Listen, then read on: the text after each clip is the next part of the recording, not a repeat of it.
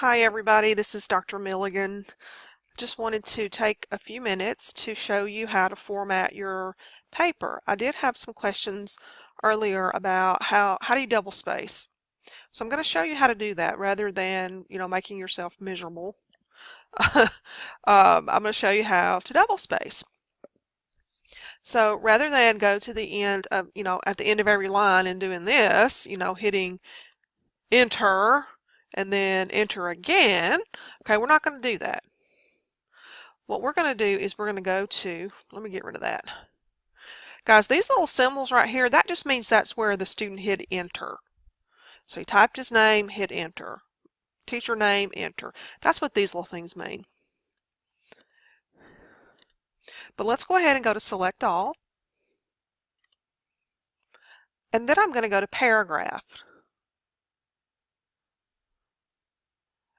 And I'm going to look here where it says spacing. Well, first thing I know is I want both of these to be at 0. So I'm going to make sure that both of those are 0. Using your little up and down arrow, you can hit 0. I don't want extra space between my paragraphs, so I'm going to click that box.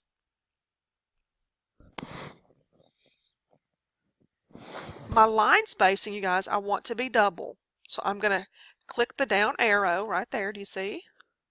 And I'm going to click double. And just leave that blank. Don't put anything there. And actually, if you look down here at the bottom, you can kind of see a preview of what it's going to look like. So I have 0, 0, checkbox, double. Okay. And voila, it double spaces for you automatically. So now I'm looking at, I don't see that my paragraphs are indented. Now you guys will probably indent as you go. But this kid didn't. He just hit enter and forgot to indent. So I'm just going to select the paper. I don't think you can do select all here. So I'm going to select all of this kid's paper, and this one is long. Remember, yours is not going to be this long. Yours is only 2 or 3 pages plus a works cited page. So once I have select all, I'm going to go back up to where it says paragraph. And you see where it says indentation?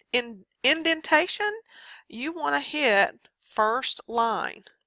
It automatically defaults 2.5. Leave that. Leave it at the default. And you're going to click OK. And it indents all of your paragraphs for you. All right, that's a pretty nice little trick.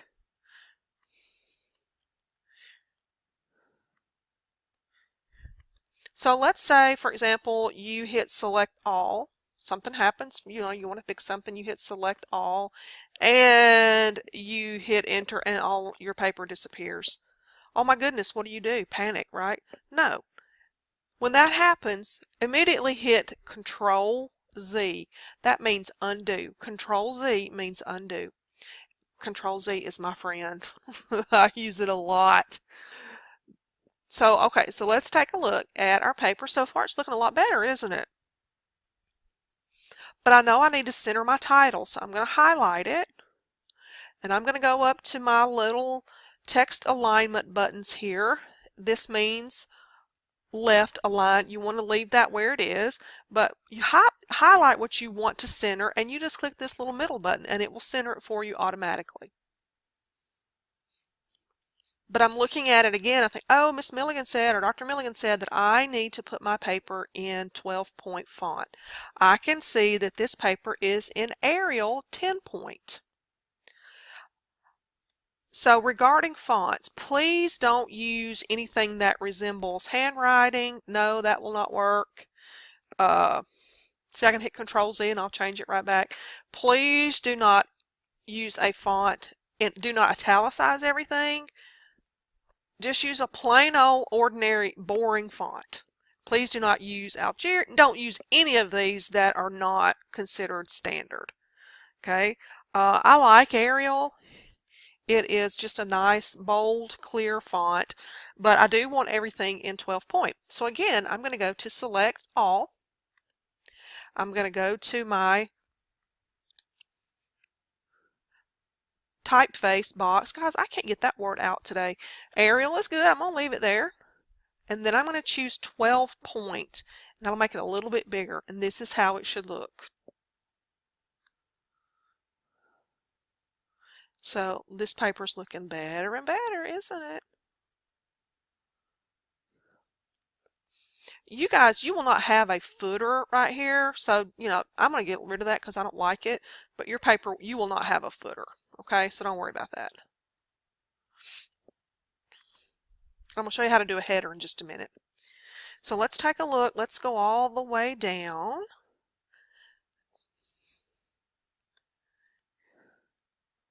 Hold on just a second, you guys. Let me scroll up. There's some little returns that I need to get rid of. Or enter. See, I learned how to type on a typewriter. That's how old I am. And that's what we called it, is a return. But you guys call it an enter. Right? I said, hit return. And the student said, what is that? I said, oh, it means enter. It shows you how old I am. Learn to type using a typewriter. Here's a page break we don't need. So I'm going to get rid of that.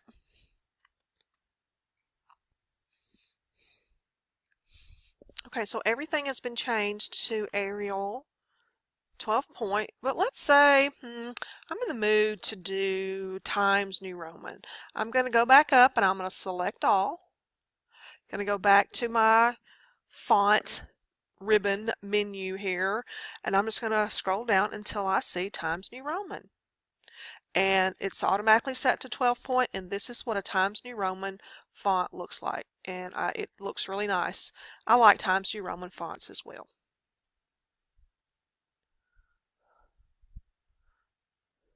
Okay. Now, here's what I want you to take a look at. Here is the end of this guy's paper, right here, after the word wonder. So we know what comes next is the Works Cited page. Here's what I don't want you to do to get the Works Cited needs to be on a new page. Don't do this until you get to a new page. You see what I mean? Don't do that. You want to enter a page break on your own. So I'm going to get rid of all these little enters here. Y'all, my dogs are being so mean right now. They're like children. They know when I start doing stuff, they're going to start being mean and being bratty. So, okay. So I want my Works Cited page to be on another page. So I'm going to put my cursor here and I'm going to hit Control Enter and it will take it to another page for you. That way you don't have to hit Enter a dozen times. But there is one thing I need to do. I need to make sure that I have this centered. So I'm going to highlight it and go back up to and center it like I did my title. Now, take a look at this guy's Works Cited page. It looks really good, but it needs what's called a hanging indent, and I'll show you what that is in just a minute. When you are entering the information for your sources, please do not hit enter until you have entered all of the information. So let's say, for example, I have not finished this source. Actually, he should have this italicized, shouldn't he? And it's not. Oh, I did. I cleared all the formatting. That's why.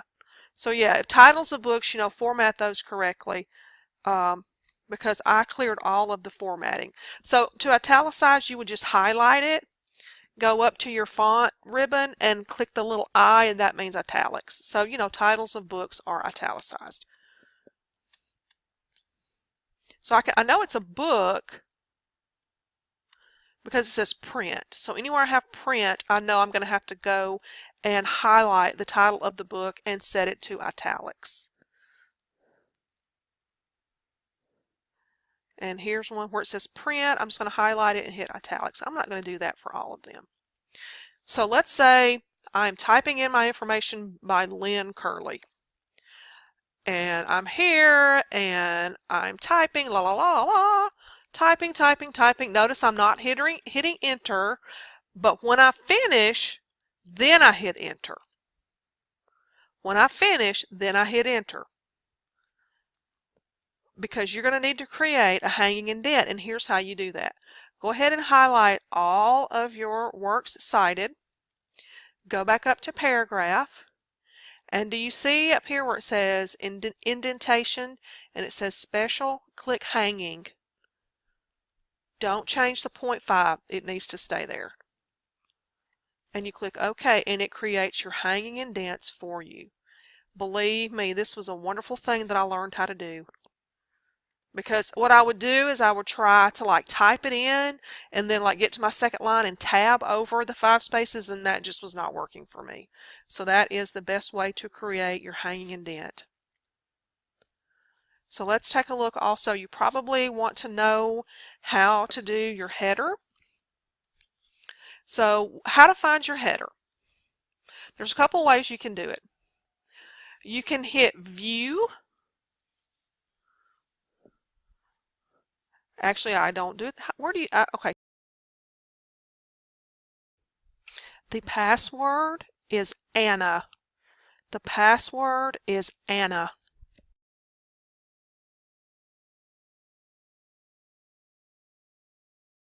Scratch that. Don't do that.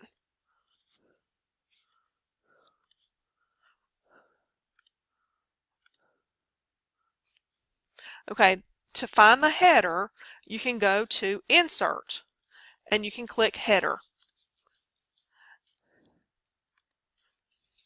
Insert, Header.